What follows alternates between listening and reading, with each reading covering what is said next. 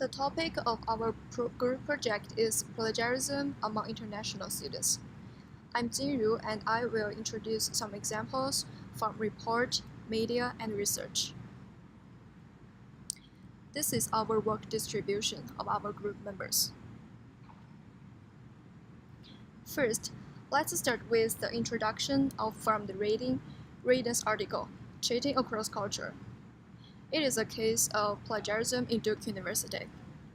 Duke University found 34 first-year business school students guilty of collaborating on the take-home test. 9 of the students would be expelled. 15 would receive a 1-year suspension and a failure grade in the required course. 9 would simply fail the class, and 1 would fail the assignment alone. But 9 of the expelled students are all from Asian countries. This reminds us a question. It is shown that the plagiarism among international students is especially treated. So why plagiarism among international students trigger awareness this year? According to the Open Doors report on international education exchange, the number of international students in the United States increased 4.68% over the previous year.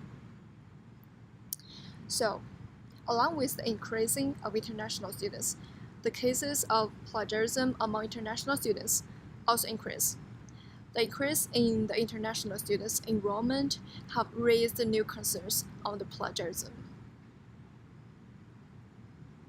So, how outstanding the problem is?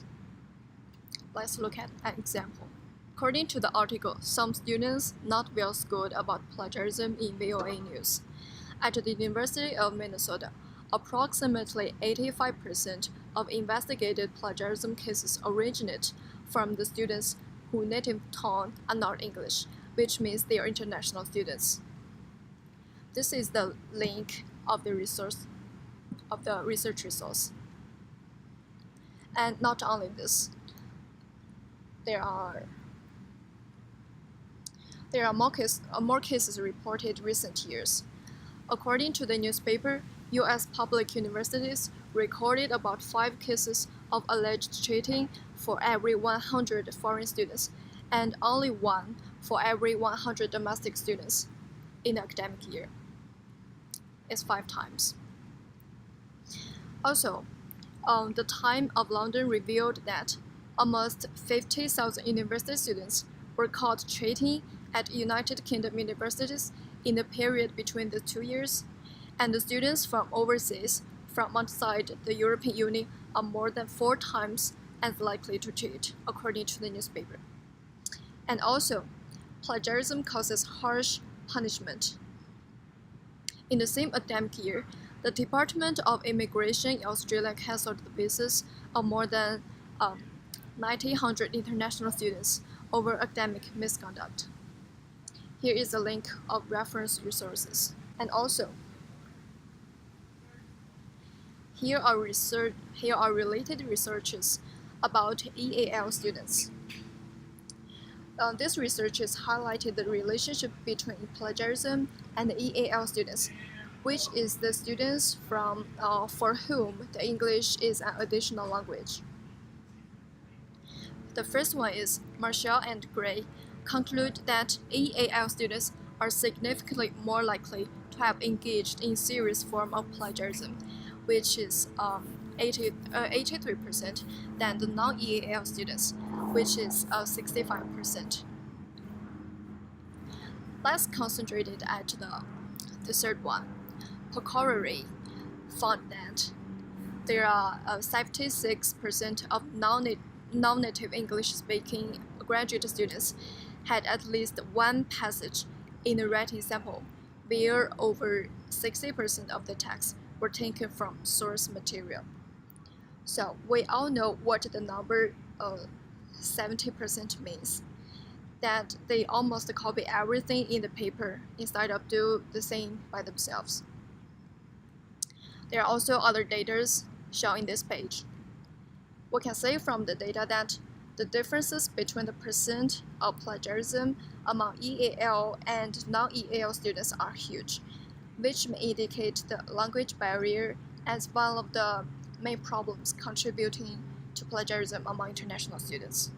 Here is the reference of our research resources. And that is the whole on my part. Our group member Injo will introduce information of the causes and advices for plagiarism among international students.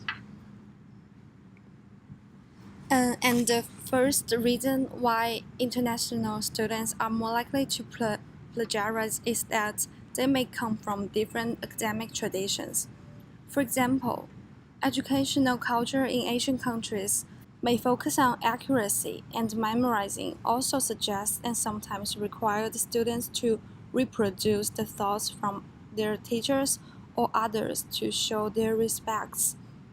However, U.S. academic discourse values the ownership and encourage students to have their own thoughts and find solutions of their problems on their own.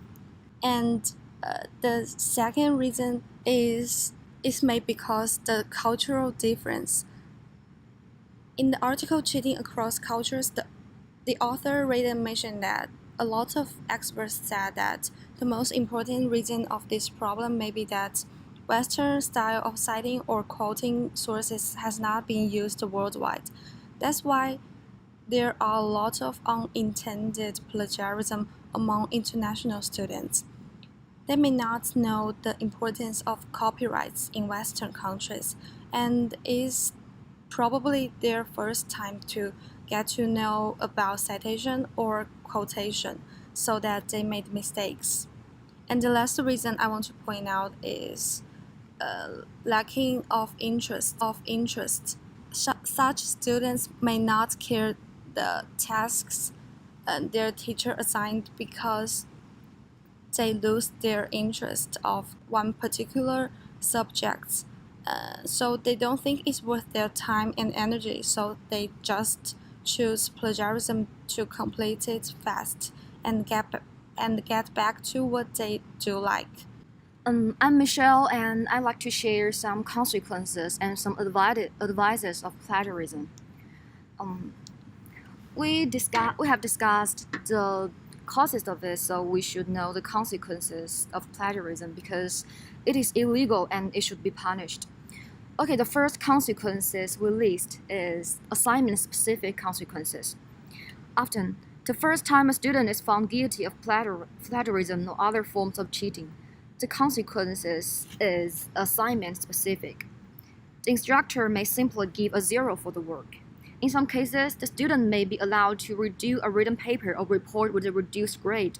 Schools typically advise faculty members and other staff to report any violation of plagiarism so that the school can maintain a record of offenses and consequences. The second one is course failure. On second offenses or for more significant violations, schools and faculty may fail a student for a course. For example, Westmont College includes 3 levels of plagiarism in its policy: minimal, substantial, and complete. They define substantial plagiarism as directly copying passages or repeatedly copying major portions of another work. Course failure is the consequence of a second instance of its level of plagiarism. Other schools may have more rigid consequences where failure is a result of a first offense. The second one is training. In some cases, colleges use consequences to educate rather than punish offenders. Some required first-time plagiarizers to attend training seminars or workshops on plagiarism. This is especially beneficial for students whose plagiarism was unintentional, resulting from simple ignorance of the subject. Training retribution is often combined with a formal written warning outlining consequences or further instances of plagiarism. A combination of training and discipline is a small approach to combating college plagiarism. The last one is the extreme penalties. The most extreme penalties for plagiarism usually include academic suspension, expulsion, and temporary or permanent transcript notation of plagiarism. Strayer University also notes in its policy that graduates may suffer retroactive revocation of a degree if found guilty of plagiarizing after college completion. These penalties not only impede a student's ability to earn a degree at the school, but the transcript notation can affect transfer options and admission to graduate school. Okay, the most important part is how to prevent from the plagiarized.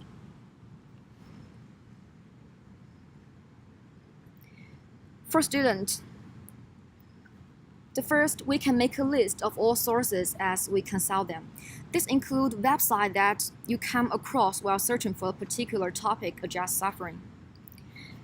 The second one is keep track of which ideas and phrases come from which source. We can use quotation marks precisely around phrases directly cited from the source and write down the page's number.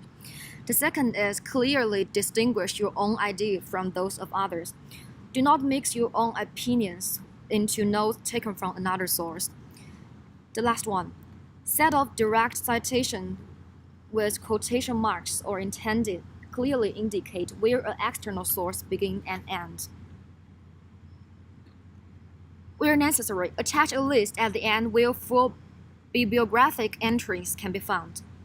Check thoroughly that you have properly documented all the direct and indirect citations. You can consult with your instructor if you have any questions. For the professors, teach the difference between paraphrasing and plagiarizing. Students know that plagiarism is common in research papers, but many do not realize if they have paraphrased too much or not enough.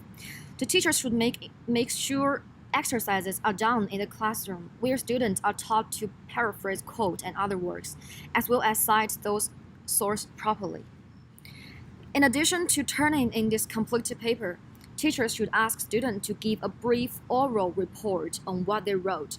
Some teachers prefer not to tell students about this report because then it becomes obvious who spent the time writing their paper and who may have copied their works. Students who truly researched and wrote their own paper will have no problem reciting what it is wrote about to the entire class, since they will have to put a significant effort into writing their paper. And let's see what university could do to mitigate the problem. First, university can treat international students differently among this problem by acknowledging it and allocating resources as they could do to mitigate academic conduct involving international students. For example, university could provide lectures that illustrating the concept of plagiarism to all international students.